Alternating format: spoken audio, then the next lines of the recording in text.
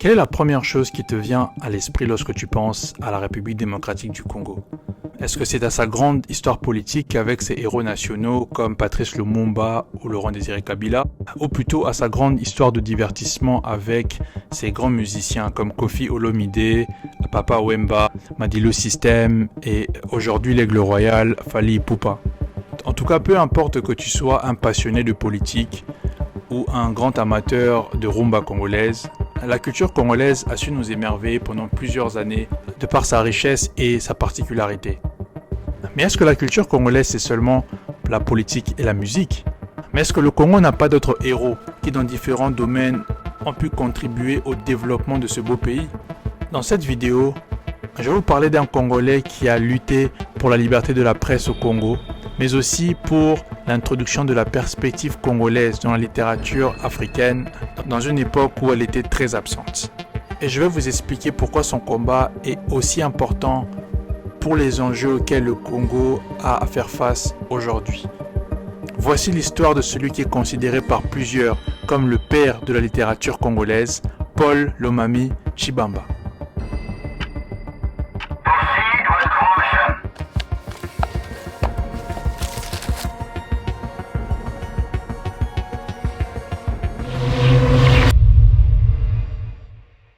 Mais qui est Paul Lomami Tshibamba au juste? Le 17 juillet 1914, le petit Paul Lomami voit le jour à Brazzaville, capitale de la République du Congo, de parents originaires du Congo-Kinshasa. En 1921, à l'âge de 7 ans, il rejoint Léopoldville, Kinshasa, après le décès tragique de sa mère. Arrivé à Léopoldville, son père va perdre son travail, ce qui va l'emmener à traverser des moments très difficiles et le conduire à devenir chégué ou enfant de la rue. Durant ces moments-là, il manque de quoi se nourrir et se vêtir. Après un long moment passé dans la rue, Paul Lomami sera repéré par un prêtre et inscrit de force dans une école catholique de la ville, appelée l'Institut Saint-Joseph des Pères de Cheux. J'étais assez malheureux de mon enfance. De 1920 à 1923, je vivais d'expédients. C'est le père de la Kétule, alors directeur de l'Institut Saint-Joseph de Kinshasa, qui pourchassait les enfants qu'il appelait gamins de rue, qui les amenait à l'école de force. C'est comme ça que j'ai commencé à fréquenter l'école de temps en temps, jusqu'en 1924. Il a fini par me mettre en prison pour que je ne puisse pas fuir l'école. Il vient me ramasser le matin, m'amener le soir et il me ramène en prison comme ça pendant 2 mois. Alors, je me suis adapté. Il faut noter qu'à cette époque du Congo belge, l'éducation était administrée par les prêtres catholiques, d'où son admission dans une institution catholique. En 1928, certificat d'études en poche, Paul Lomami est recruté dans ce qui était considéré comme l'un des meilleurs centres d'éducation du Congo belge, ayant formé des grands noms de la scène politique et publique congolaise, tels que le premier cardinal Maloula, le premier gouverneur de la Banque centrale Albert Ndele et le premier président du Congo, Joseph Kasavubu. Ce centre d'études s'appelle le Petit Séminaire de Mbatakiela dans le Mayombe. C'est ici que l'histoire devient très intéressante parce que c'est à Mbatakiela que 2 de ses traits de caractère qui vont déterminer son combat pour la liberté du Congo vont être révélés. Alors tu vas peut-être te dire que ce n'est pas aussi impressionnant d'avoir un raisonnement critique. Mais pour mieux comprendre le raisonnement critique et l'indépendance de pensée de Paul, il faut qu'on parle rapidement de la répression que le système colonial avait exercée sur le raisonnement critique et pourquoi est-ce qu'elle constituait un danger pour la colonie. John Henry Clark, célèbre historien afro-américain, a dit « Pour contrôler un peuple, vous devez d'abord contrôler ce qu'il pense de lui-même et la manière dont il considère son histoire et sa culture. Et quand votre conquérant vous fait honte de votre culture et de votre histoire, il n'a pas besoin de murs de prison ni de chaînes pour vous retenir. » Cette citation est très révélatrice des méthodes psychologiques qui étaient employées sur nos ancêtres par l'Occident pour les pousser à croire que notre culture était inférieure à la leur et de surcroît considérer leur situation comme étant normale. Selon l'historien belge David Van de Broek dans son livre Congo, une histoire, Le système éducatif avait été un instrument puissant de contrôle des mentalités et de division ethnique au Congo belge. Professeur de troisième latine, comme je vous le disais, et un de mes élèves m'a rappelé que je leur disais de temps à autre, un jour vous serez fiers de votre culture. Et ça, ils disaient wapi, parce que leur idéal à ce moment-là, c'était de copier l'européen d'aussi près que possible. Copier l'européen, c'est bel et bien ce que le Congolais était obligé de faire durant la colonisation. Et avec le système éducatif en marche, l'aliénation des Congolais à leur culture ne devenait que de plus en plus forte. Ceux qui parmi les Congolais arrivaient à se rapprocher de plus en plus de la culture occidentale se voyaient élevés au rang d'évolués par la colonie. Les évolués étaient une classe de Congolais dont le comportement était similaire à celui du colon, dans la façon de parler, de s'habiller, de manger et de vaguer à leurs occupations. Mais malgré ce statut qu'avaient reçu certains Congolais intellectuels comme trophée du reniement de leur identité, le niveau d'éducation cachait une sombre réalité. La colonisation n'avait pas pour objectif de former des intellectuels qui prendraient la place des Européens présents au Congo. Beaucoup de Congolais ne faisaient qu'1 à 3 années d'école primaire. Et la propagande d'adaptation forcée à la culture occidentale était bel et bien présente dans leur éducation. La discrimination académique était flagrante.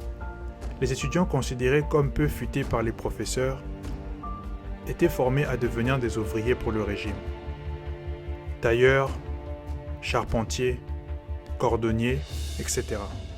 Les plus doués rejoignaient des séminaires catholiques et des instituts techniques à cause de leur habilité spéciale, mais n'étaient formés qu'en tant que généralistes, comme ce fut le cas de Paul Lomami et d'autres évolués. Dans différentes paroisses, on avait fait ce qu'on appelait des primaires sélectionnées. Après la 3e primaire, on avait eu le temps de voir les élèves, de dénicher les meilleurs, et alors on les a mis, ceux-là, dans une classe spéciale, 3e sélectionnée. Et alors ceux qui étaient sélectionnés pouvaient partir après, s'ils avaient bien réussi, ils pouvaient aller au collège de Kenyati, ou bien au séminaire, au petit séminaire.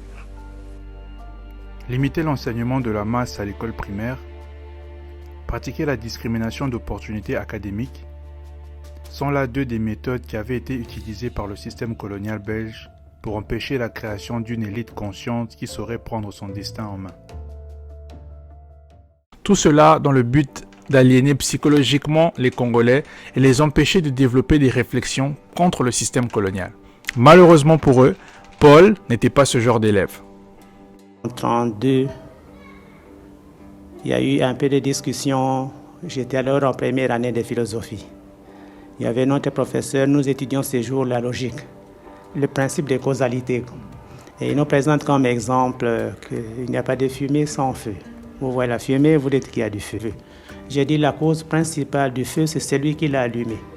Alors là, le père professeur a trouvé que j'avais l'esprit superstitieux. Je cherchais des causes occultes, des causes secondaires, des choses comme ça. Si bien que j'étais un peu traduit devant le corps professoral, dont le recteur, qui m'a puni à couper des bois de chauffage. Dès les premiers jours, j'étais mordu par le serpent. Ce sont les injustices qu'il aura rencontrées tout au long de son parcours scolaire qui vont renforcer ses questionnements sur l'aspect éthique de la colonisation et le guider vers sa passion, l'écriture.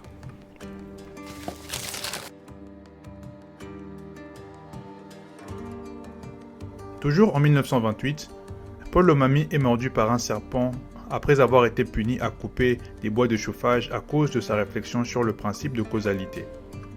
Et cette morsure va partiellement lui rendre sourd. Cet événement va transformer son caractère et le rendre beaucoup plus méditatif et replié sur lui-même.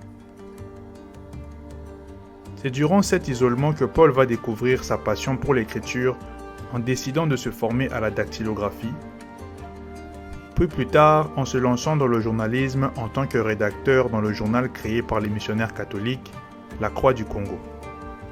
Après un bref passage dans La Croix du Congo, Paul Lomami occupera diverses positions managériales dans des grandes sociétés de l'époque comme la Compagnie des chemins de fer du Bas-Congo.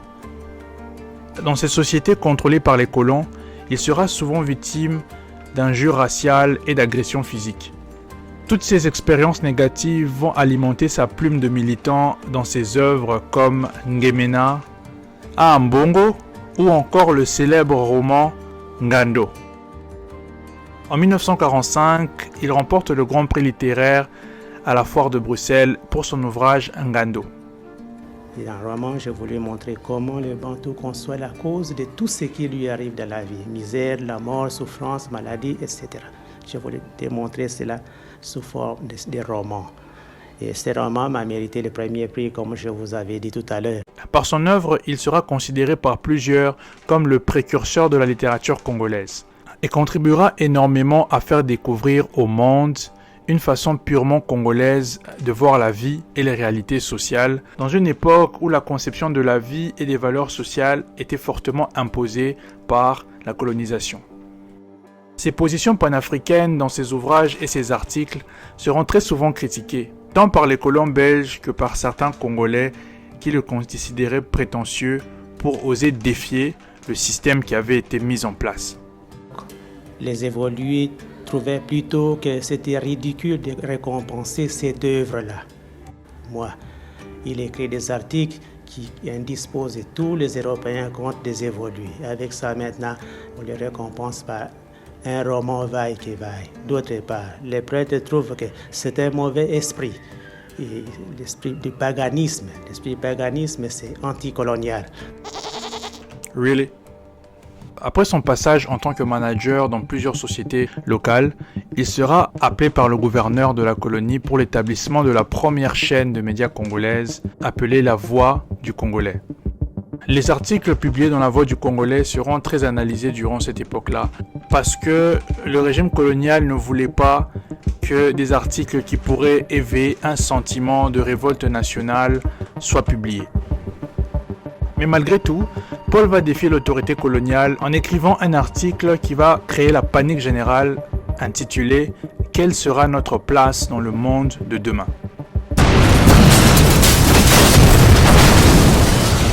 Son article va remettre en question la place du Congolais dans son pays et condamnera l'exclusion des Congolais par les Belges dans la prise de décision des affaires internes et externes du pays. Au deuxième numéro, c'est mon article qui avait paru. Cet article s'intitulait « Quelle sera notre place dans le monde de demain ?» C'est un long article assez audacieux. L'idée de fond, c'était qu'est-ce qui fait que dans la gestion des affaires de notre pays, nous soyons toujours traités comme des hors-sujets. Il faut que nous collaborions étroitement. Donc, dans toutes les hiérarchies de l'administration, qu'il y ait des indigènes évolués en collaboration, depuis le gouverneur général jusqu'à l'administrateur du territoire. Ça, c'était mon idée. Ah, ça a tourné très mal. Le système colonial soupçonnera qu'un Européen ait aidé Paul à écrire cet article, le jugeant incapable de développer ce genre de réflexion. Cet article qui est dans le fond et la forme une revendication contre les pratiques désastreuses commises durant la colonisation est le résultat d'années d'injustice et de discrimination subies dans le système éducatif et professionnel colonial. Son article va sensiblement éveiller la conscience nationale des Congolais et renforcer un sentiment de manifestation dans tout le pays. Ce sera un des articles historiques qui va lancer l'ère du militantisme littéraire et de la presse libre au Congo. J'ai eu des séances de tribunal, j'ai eu des coups de fouet pendant 3 semaines, tous les jeudis, les fesses déchirées, si bien que vous allez voir le gouverneur général. Ah, il ne savait pas. Le martyr s'était arrêté là. Il finira par être libéré et s'exilera à Brazzaville après de multiples menaces de mort. Il poursuivra sa carrière de journaliste et d'écrivain à Brazzaville et ne retournera au Congo-Kinshasa qu'à partir de 1960, date de l'indépendance du pays. Il continuera son combat littéraire au Zaïre de Mobutu et s'éteindra le 12 août 1985 à l'âge de 71 ans à Bruxelles. Malgré des débuts difficiles en tant qu'enfant de la rue, Paul Lomami aura persévéré et sa soif d'apprentissage l'aura permis de devenir l'une des figures incontournables de l'histoire du Congo-Kinshasa. À travers ses écrits, il a dénoncé les injustices coloniales et a plaidé en faveur de l'autodétermination et de l'émancipation des Congolais. En tant que précurseur de la littérature congolaise, il a ouvert la voie à une nouvelle forme d'expression littéraire purement congolaise et nous a prouvé qu'en utilisant notre voix pour la bonne cause, nous pouvons faire bouger les choses. Son travail a permis d'affirmer l'identité culturelle du pays dans un contexte d'oppression coloniale. La vie de M. Tshibamba nous apprend que peu importe d'où nous venons et ce que nous avons, nous pouvons participer au développement de notre pays avec de la détermination et de l'inventivité. Son héritage m'inspire à poursuivre mon combat pour un Congo et un monde meilleur. Et j'espère qu'il en sera de même pour vous aussi.